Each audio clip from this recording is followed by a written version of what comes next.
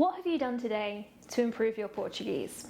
If you're anything like me, your studies have probably fallen apart a bit over the Christmas holidays, a little bit like that healthy diet. So in today's episode, I'm going to give you some inspiration for your self-study and help you set some goals that you can stick to really improve your Portuguese this year. For those of you that don't know me, prazer, my name is Liz and I'm an English expat living in Lisbon, and it's my mission to help people build their confidence and conversation skills in European Portuguese with videos on this channel every single week. I took a quick break over Christmas, but now I am back with lots of exciting things up my sleeve that I can't wait to share with you on the channel this year. So if you haven't subscribed yet, make sure you hit that subscribe button now to get notified every time I post a new video. So it is a new year, a chance to have a fresh start. Even if this Christmas wasn't the best on record, I hope you had some time to get some rest and that you are ready to kick some butt now in Portuguese in 2021. But where should you start? It's really easy to get lost in self-study, so today I'm going to talk you through 3 steps that I myself am going to be taking as well to keep improving my Portuguese this year, because even though I'm a teacher, the learning never stops. You can't just stop going to the gym and expect to maintain a healthy body. You have to keep working on it all the time, and that's exactly what language learning is like. So the first step is to brainstorm a list of fun activities that you can do in the 4 main parts of language learning. So this is reading, listening, speaking and writing.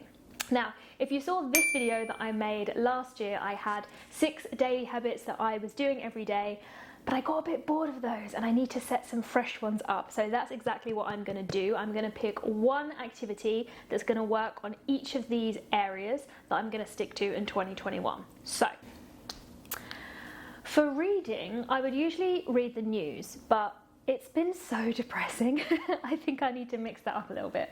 So what I'm going to do is I'm going to set my home page of my internet browser to nit.pt, which is like a bit more of like a sort of Time Out magazine, much more light-hearted news.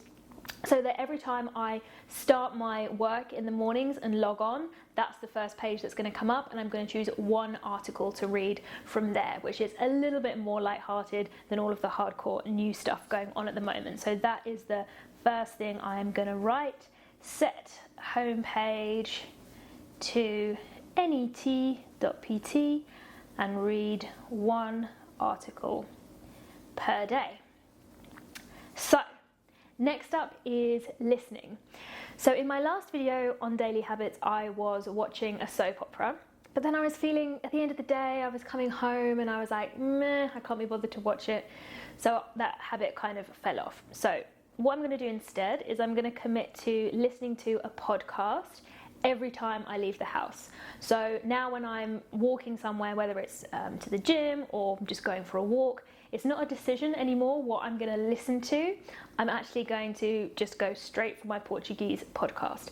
The one that I'm going to listen to is Bárbara Cardoso. Hers is called Qualquer Dia é Muito Tempo. And I really love her podcast because she talks really clearly, and she also talks in a really like fun, relaxed, colloquial way. And those are the kind of phrases that I want to make sure that I'm continually picking up, finding new ways to say different things, because I feel like she speaks the kind of way that I would speak. So that is the podcast that I'm going to be listening to. So I'm going to write that down now. Listen to podcast every time I leave the house. Perfect. So that's my listening target. Now, speaking, lots of you have told me that you want to see more videos of me speaking in Portuguese. So that is going to be my commitment for 2021. For speaking, I'm going to do 1 video at least per month in Portuguese, and the first one is actually coming next week. I'm doing an interview with my former Portuguese tutor, which was a lot of fun. She now lives in East Timor, and she's talking us through what it's like to live there. So that is coming up next week, so you don't want to miss that. So I'm going to write down for my speaking target 1 video per month minimum in Portuguese. Perfect. All right, and then writing is the final one. that's pretty easy to keep up, to be honest. I still have to write lots of emails, text messages, etc. in Portuguese, but to be honest, I do get lazy sometimes, and I do write emails in English. So my commitment is going to be to always use Portuguese in emails, even when it's not 100% necessary. I'm going to make sure that I always stick to Portuguese. So there you go, that is nice and easy, 4 new habits that I have put together for myself to stick to this year. So that's step 1. Obviously yours might be different, but these are just some ideas of what I'm going to be doing. So that's step number 1. Step number 2 that I want you to do is stick to just one. Pick one of these: reading, listening, speaking and writing. Pick one that you're going to stick to every single day for the next 30 days. If we try and do everything at once, it's likely that we're going to get overwhelmed and we're going to stop doing it. Or we'll start off great for a week and then we'll be like, I can't be bothered to do this anymore. So let's just pick one that we are going to make sure that we do every single day for the next 30 days. I am going to choose the listening one because that's something that I really want to make sure that I am working on. So I'm going to circle that first, and that's it. That is my commitment that I'm going to be doing for the next 30 days, and I promise you, you will start to see improvement. So let me know in the comments which is your first thing that you are going to be training out of the 4 things that you put into your brainstorm. The final step is to be accountable. It's one thing to say that you're going to do these things, but it's another thing to actually stick to it. So something that's really important is to find somebody else who maybe they're not learning Portuguese, maybe they have something else they're trying to stick to, like a diet or an exercise regimen or whatever it is, and say, hey, listen, let's be accountability buddies. Let's check in with each other every day and say, have you done your new commitment today? Have you reached your target for today?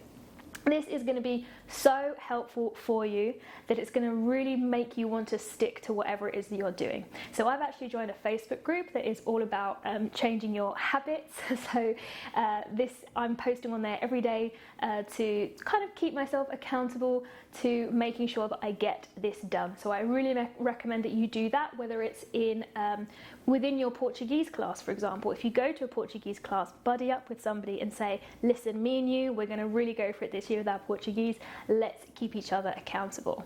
That is a recipe for success, for improving your Portuguese with a little bit of structure.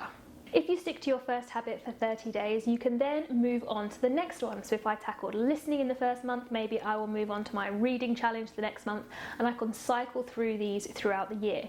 If you stick to it, imagine how much your Portuguese is going to improve. I'm doing it too. I'm here with you. I can't wait to hear what you guys are going to be doing. So let me know in the comments what it's going to be. You can use this channel as inspiration, of course. You can do the listening exercise. You could set yourself a challenge to watch one of these videos every single day. That would be pretty cool. So whatever it is, stick to it, and I know that you are going to be really impressed with yourself. Whatever it is, let me know in the comments. I can't wait to support you on this 2021 journey, and make sure you tune in next week for the first listening exercise of the year with my former Portuguese tutor, Sofia Santos. Até lá, pessoal. Beijinhos!